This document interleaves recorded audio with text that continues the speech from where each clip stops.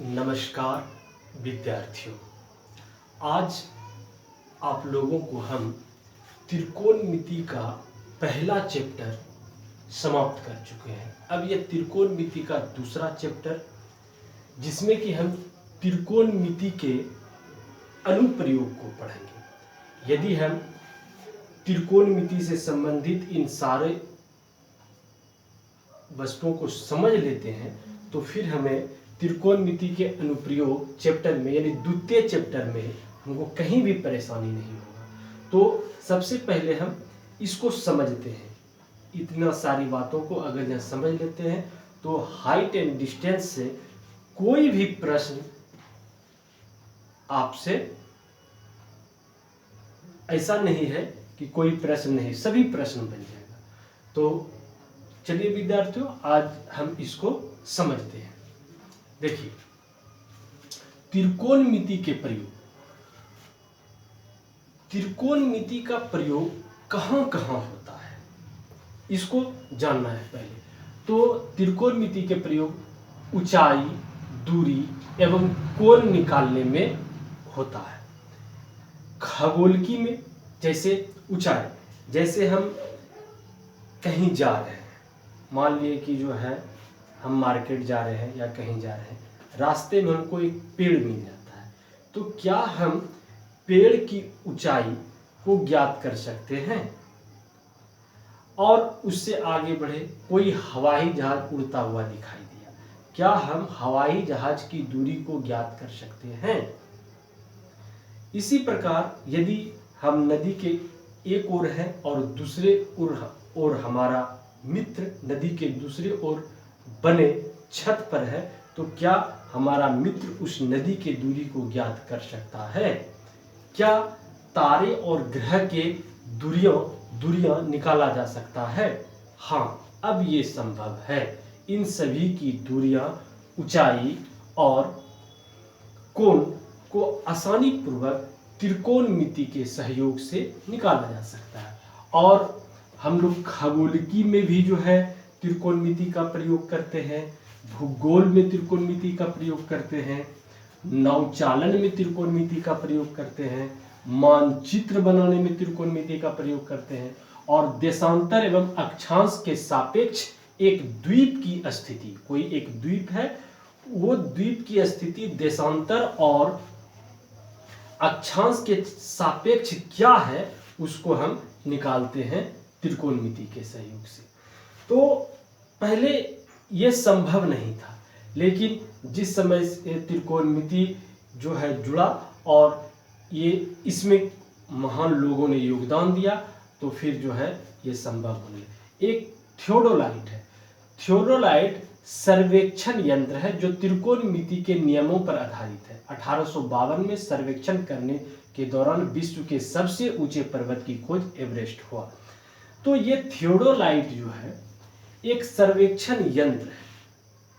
Theodolite में घूर्णी दूरबीन सेट रहता है, जिससे कि हम ऊंचे वस्तुओं का कोण को ज्ञात कर सकते हैं। तो सर्वप्रथम 1852 में जो है सर्वेक्षण किया गया और पता चला कि विश्व के सबसे ऊंची चोटी एवरेस्ट, सर एवरेस्ट के नाम पर ही इसको रखा गया है। और ये अभी जो है ये ब्रिटिश इंडिया में हुआ था ऐसा।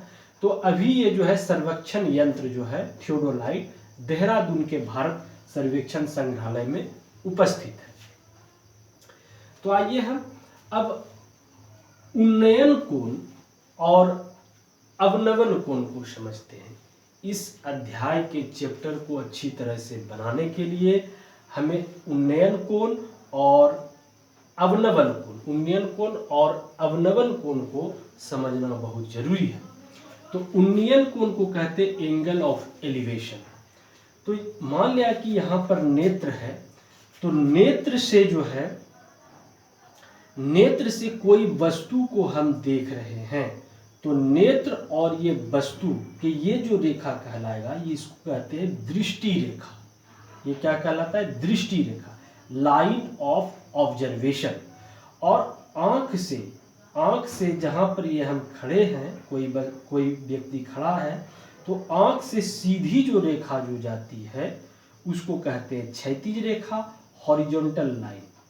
और क्षैतिज रेखा नेत्र यहाँ है, और किसी वस्तु ए को हम देखने के लिए अपने नेत्र को यदि ऊपर उठाते हैं तो नेत्र पर इस वस्तु का ये कोण जो बनता है थीटा, इसी को कहते हैं उन्नयन कोण। इसको अंग्रेजी में कहते हैं एंगल ऑफ एलिवेशन, उन्नयन कोण। तो ये ए हो गया कोई वस्तु, ये ओ नेत्र हो गया, और ये क्षैतिज रेखा हुआ, और ये दृष्टि रेखा, चूंकि यहाँ से जो है ये दृष्टि रेखा है तो इसको लाइन ऑफ ऑब्जर्वेशन कहते हैं। तो उन्नयन कोण, देखी गई वस्तु का उन्नयन कोण, देखी गई कौन सा वस्तु देखा जा रहा है, ए, तो ए का उन्नयन कोण दृष्टि रेखा और क्षैतिज रेखा से बना कोण होता है। दृष्टि रेखा ये हो गया और क्षैतिज रेखा ये, इसका बना कोण होता है, जबकि यह क्षैतिज रेखा से ऊपर होता है। क्षैतिज रेखा से ये ऊपर होता है ये कोण, जब ये ऊपर हम देखते हैं। यहाँ आँख है, आँख इस प्रकार से, ये रेखा क्षैतिज रेखा, जब इसको ऊपर देखने के लिए इसको उठाते तो नेत्र पर जो कोण बनता है उसी को हम लोग उन्नयन कोण कहते हैं। कोण ए ओ बी या कोण थीटा, इसको थीटा कहते हैं, एक उन्नयन कोण है वस्तु ए का। इस वस्तु का उन्नयन कोण ये थीटा हुआ और ये ओ पर बनता है। तो उन्नयन कोण के बारे में हम लोग समझे। अब हम आते हैं अवनवन कोण। अवनवन कोण कब बनता है? अवनवन कोण जब कोई व्यक्ति खड़ा है और ये नेत्र से, हम जानते हैं कि नेत्र से सीधी जो रेखा बनता है उसको जो क्षैतिज रेखा कहते हैं, हॉरिजॉन्टल रेखा कहते हैं। अब ये कोई वस्तु नीचे है, उन्नयन कोण में कोई वस्तु ऊपर रहता था, अवनवन कोण में कोई वस्तु नीचे है। तो आंख से जो है देखने के लिए आंख को इस प्रकार से झुकाना पड़ा, तो इसको देखिए तो ये आंख पर जो कोण बनता है क्षैतिज रेखा, हॉरिजॉन्टल लाइन, और ये अवनवन कोण, अवनति कोण, क्षैतिज रेखा और ये दृष्टि रेखा, ये लाइन ऑफ ऑब्जर्वेशन, इसके बीच जो कोण बनता है इसी को अवनवन कोण कहते हैं, अवनति कोण या अवनति कोण कहते हैं। और अवनति कोण इसी को कहते हैं एंगल ऑफ डिप्रेशन। तो ये कोण अवनति कोण कहलाते हैं। तो यहाँ कोण ए ओ बी यानी ए ओ और बी ये हुआ, और ओ ए सी ये भी कोण हम जानते हैं कि एकांतर कोण समान होता है। तो ये कोण और ये कोण समान हो गया एकांतर कोण का, इसलिए ये थीटा है तो ये भी थीटा होगा।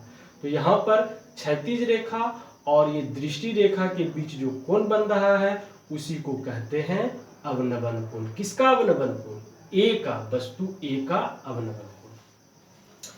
ये परिभाषा लिखा गया, देखी गई वस्तु का अवनवन कोण दृष्टि रेखा और क्षैतिज रेखा और दृष्टि रेखा के बीच होता है, जबकि क्षैतिज रेखा